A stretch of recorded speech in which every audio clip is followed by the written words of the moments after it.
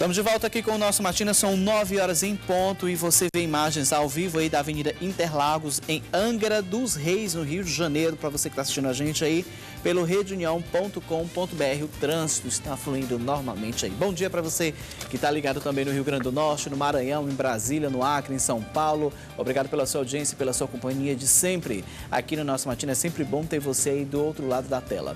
Agora nesse bloco a gente volta a falar mais de carros, mas não mais sobre medos e fobia. Se você já tirou o seu medo, se você já tirou a sua fobia de dirigir e se você ainda não possui seu carro, hora de comprar, não é verdade?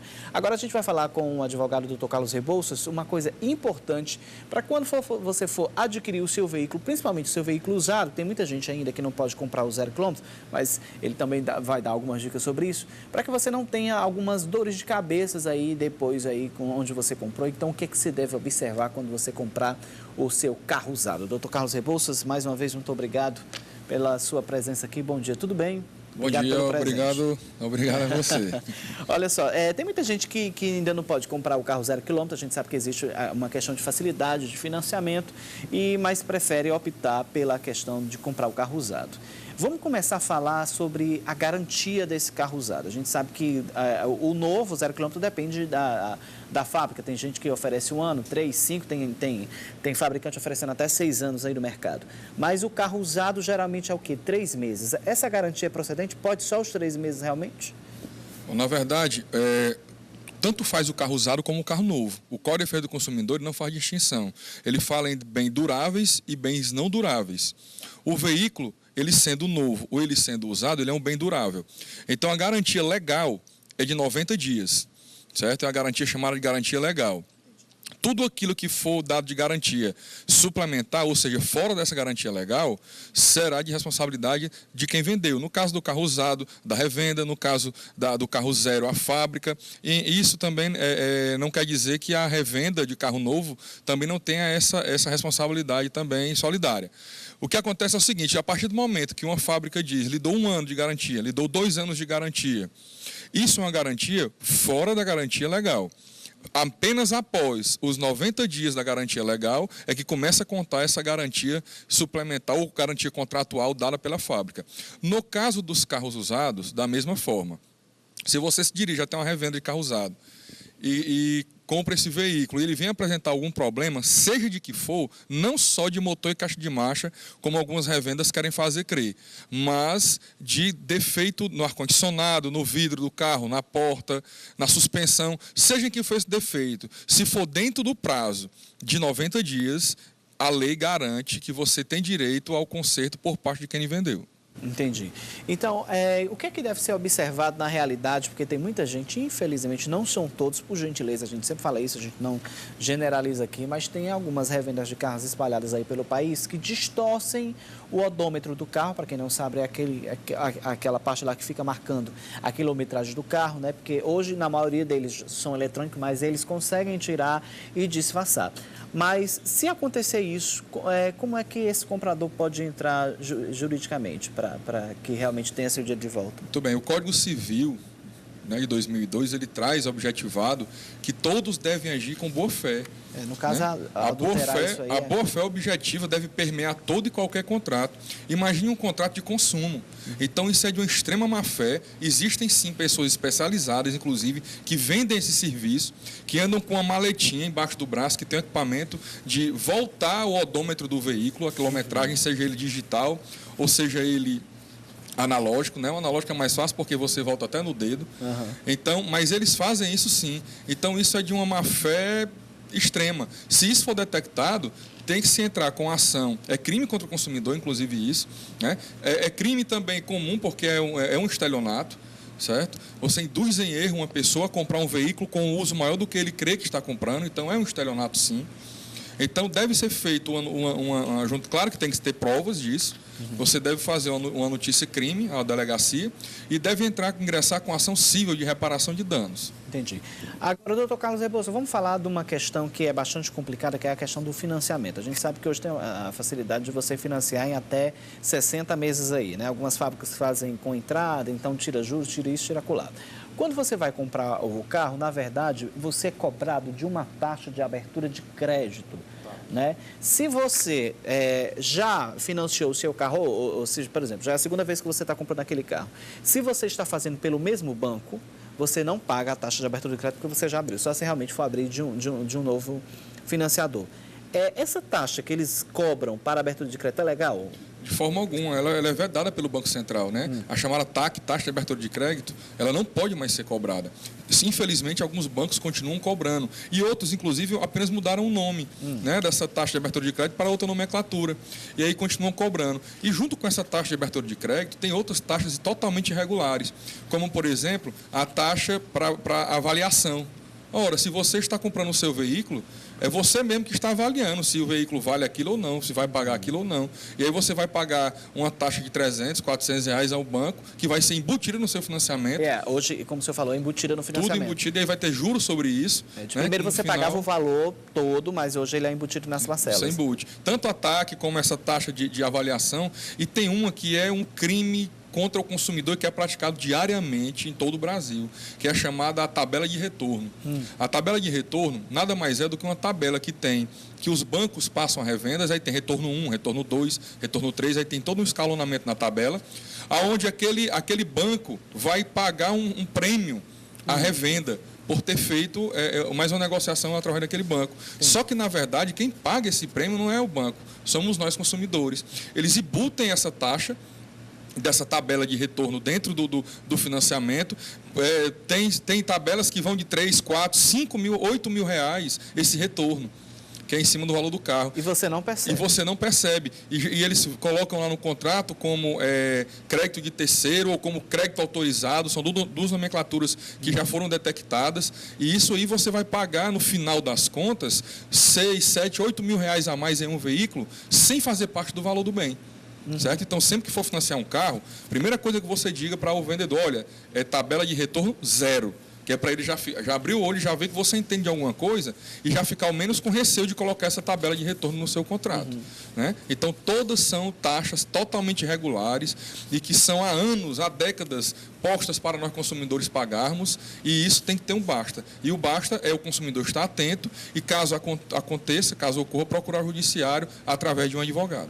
Agora, doutor Carlos, eu já tive amigos que fizeram, inclusive a gente, na direção até está passando algumas ligações aqui que as pessoas não quiseram se identificar, mas eu já tive um amigo que foi na justiça nessa questão da taxa de abertura de crédito e depois não conseguiu financiar mais, mesmo estando com o nome limpo, tudo direitinho. É feito, o senhor sabe dizer se alguma coisa dessas pessoas que fazem esse financiamento, de que quando você coloca na justiça por você não pagar essa taxa de financiamento para que você realmente não consiga mais conseguir um financiamento? Existe sim uma interligação de alguns bancos, não são todos, mas de alguns bancos, que eles criam tipo um cadastro negro daqueles consumidores que, ao financiarem um veículo, eles não terão mais como se ele entrar com revisional de cláusula contratual, que é a ação que se entra para questionar os juros e taxas e tudo, para questionar o contrato, eles não financiam mais um veículo para você. Acontece isso. Inclusive, já ia lhe perguntar sobre revisional, porque tem gente perguntando sobre essa questão também, que muita gente está nessa questão da revisional e fica com o nome sujo. Inclusive, eu conheço o caso de uma pessoa que não tem dívida, né, já foi verificado, mas ele está com o nome sujo na praça, então ele não pode fazer nada com o carro, porque não dão informações para ele não troca, e aí até está prejudicado por conta disso e não pode fazer um novo financiamento. Mas eu queria que você respondesse só no próximo bloco, porque a gente vai para um rápido intervalo e você não vai sair daí, porque a gente ainda continua falando sobre essa questão de financiamento de carros, toda essa questão aí da sua compra de carro ou novo ou usado, o que é que você deve observar na área do seu financiamento. Antes, vamos dar uma olhada no trânsito aí da nossa cidade? Olha aí, para você que está com saudade aí do Sul, Avenida Borges de Medeiros, em Gramado, no Rio Grande do Sul. As imagens são do site vejaalvivo.com.br. Você vê que até o momento lá o sol não está tão brilhante como está aqui na nossa capital cearense, né? A gente vai para um rápido intervalo, daqui a pouco a gente volta a falar com o Dr. Carlos Rebouças. Não sai daí. Estamos de volta aqui com o nosso Matina, são 9 horas e 13 minutos. Você vê imagens aí da Avenida Brigadeiro Lima e Silva, em Duque de Caxias, no Rio de Janeiro. Trânsito bastante complicado, caótico nesse exato momento aí, para você que está assistindo a gente pelo redeunião.com.br. As imagens são do site vejaalvivo.com.br. Nós estamos de volta aqui com o nosso Matina, falando com o advogado Dr. Carlos Rebouças, que vem falando aqui sobre o direito do consumidor, especificamente a questão de carros, para você que for comprar, financiar, quais são os cuidados que você deve ter na hora lá. Às vezes, a gente tem que ter bastante cuidado, porque a gente vai na emoção de estar comprando o primeiro carro, ou aquele carro que gosta, e geralmente não vê alguns juros aqui que você já falou, tem taxas, que aqui, por exemplo, aquela tal do Secaf, que aqui no Ceará, eu acho que em outro estado você paga, uma série de coisas absurdas que você paga de taxas. Agora, no nosso intervalo, a gente teve algumas perguntas falando sobre a questão. Queria primeiro o senhor me explicasse o que é isso, para quem não está em casa, e se realmente o nome fica preso ao SPC, como é que é também. A questão da revisional. Bom, vou fazer aqui um breve histórico. Na década de 30, foi criada uma lei chamada Lei de Usura. Essa lei, ela vedava que fosse cobrado juros acima de 1% ao mês, ou seja, de 12% ao ano. Um tempo depois, veio um entendimento do STF dizendo que essa lei não se aplicava aos contratos realizados com bancos, sejam eles privados ou particulares. Quando foi na Constituição de 1988, a Constituição novamente trouxe um artigo onde recepcionou a lei de usura, ou seja, tornou aquela lei constitucional novamente. A partir da lei da Constituição de 88, ela disse que era vedado juros remuneratórios acima de 12% ao ano. Só que em 2003, houve mais uma emenda à Constituição, a nossa Constituição, que chamam de coxo de retalhos de tanta emenda, houve mais uma emenda, e essa emenda retirou da Constituição esses artigos. E ficou essa indefinição. Cabe a lei de usura, não cabe a lei de usura, é permitido mais de 12% ou não é? Então, houve uma enxurrada de ações revisionais. Infelizmente, algumas pessoas de má fé compravam um veículo com o valor da prestação de uma parcela bem acima do seu poder aquisitivo, pagavam ali 3 meses e entravam com ação revisional. Como é morosa a ação, ficavam ali 3, 4, 5 anos rodando com o veículo sem pagar. Então, essas ações foram chegando recurso até o STJ. E o STJ, então, sumulou o entendimento de que apenas com base de que o juro seja maior do que 12%, não é cabível a ação revisional. Então, hoje, a ação revisional ela tem que ter outros fatores que não seja apenas a alegação de que está sendo cobrado juros acima de 12%. Tanto porque essa norma constitucional não existe mais, então a lei de usura não seria mais usada nesses casos, certo? Como também pela má-fé de muitos que chegou às ações até o STJ, e o STJ teve esse entendimento. Então, hoje, a ação revisional ainda é plenamente possível, sim.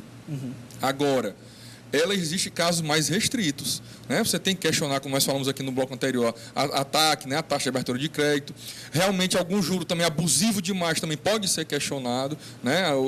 Aliás, abusivo demais é até um excesso. Se for abusivo, pode ser questionado. Agora, isso é caso a caso. Não quer dizer que foi mais de 1% ao mês que já é abusivo. Então, ainda é sim possível ingressar com ação revisional de cláusula contratual. Tá. Agora, assim como quem entra juridicamente falando sobre a TAC, a taxa de abertura de crédito, quem entra e pede revisional também, digamos, fica queimado com as financiadoras? Exatamente, quem entra com revisional que fica com esse nome, digamos assim, sujo, não existe, assim.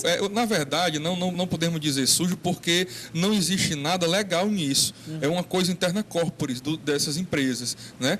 Que inclusive ninguém nem conseguiu provar isso ainda. Mas nós que trabalhamos com isso e os clientes que tentam financiar novo veículo realmente têm uma dificuldade. Mas eles podem fazer isso? Ou você, se realmente tiver alguma dificuldade, se quiser financiar um outro carro, estando com um carro na revisional, você tem que procurar o quê? Banco Central ou uma parte jurídica? Olha, o banco, ele tem os critérios deles de conceder ou não crédito. Afinal, o dinheiro é dele, o risco, quem está correndo é ele, o banco. Mas, ao mesmo tempo, como ele presta um serviço público, ele não pode simplesmente negar sem ter justificativa.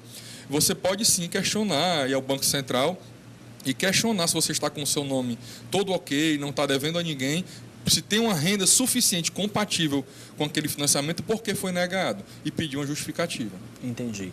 E agora me diga uma coisa, essas pessoas que o senhor me disse que passam, em média, o processo antigamente 3 a 4 anos e ficavam bem antigamente sem pagar. Hoje, esse número caiu? Quanto tempo mais ou menos leva esse processo? Uma ação revisão. Infelizmente, nosso judiciário ainda é muito lento, mas muito lento mesmo. E agora, principalmente aqui com essa digitalização, né, virtualização dos processos, tem dificultado mais lento, tem ficado mais lento.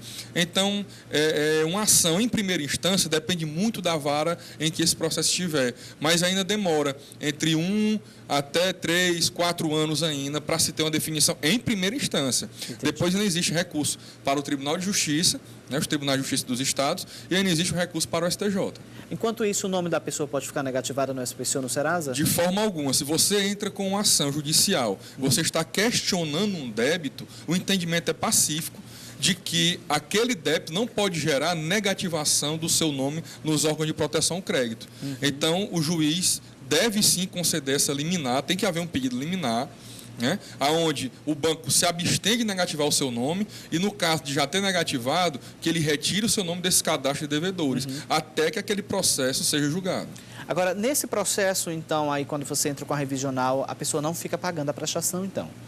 Ou fica? Olha, na verdade é o seguinte, qual é o pedido? É que você pague, você vai apresentar um cálculo, é feito por um contador, onde o contador vai mostrar que o valor que você deve pagar é X e não 2X, por exemplo. Então, você faz um pedido ao magistrado de que aquele valor seja depositado em juízo no valor calculado. O magistrado pode entender que você deposite no valor que você calculou, que o contador calculou, ou ele pode entender que não, que você deposite mesmo no valor que o banco mandou até o final da discussão do processo.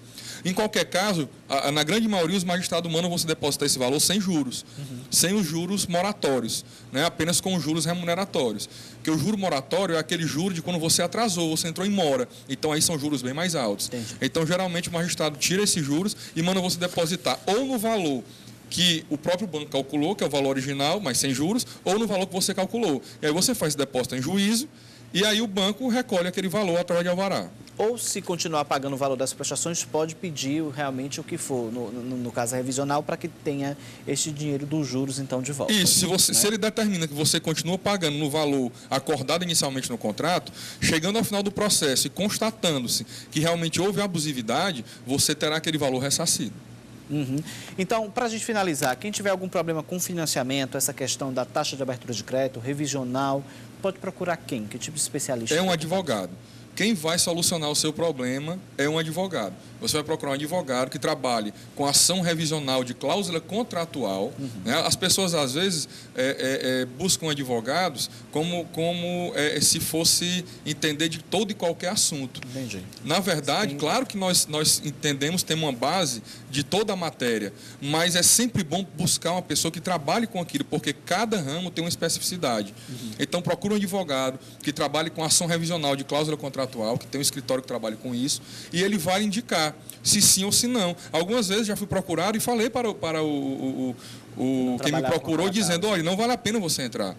Não vale, deixei de pegar um cliente, mas tendo que ser sincero com o cliente, usando de ética e dizendo, olha, não vale a pena você entrar com essa ação. Então, quando você procura um profissional que trabalha com aquilo e que tem responsabilidade, ele vai lhe orientar da maneira correta. E esse profissional sempre é o advogado. Muito bem, doutor Carlos Rebouças, muito obrigado mais uma vez, sua presença aqui sempre é um sucesso. Bom Obrigado, dia. Ana. Como não vou lhe ver mais essa semana, bom final de semana já, viu? Antes da gente ir para o intervalo, a gente vai conferir a nossa dica da Unimed Fortaleza com o nosso Saúde e Bem-Estar, que durante toda essa semana vem falando de um assunto bastante sério sobre o câncer de próstata. Bom dia, Rayane.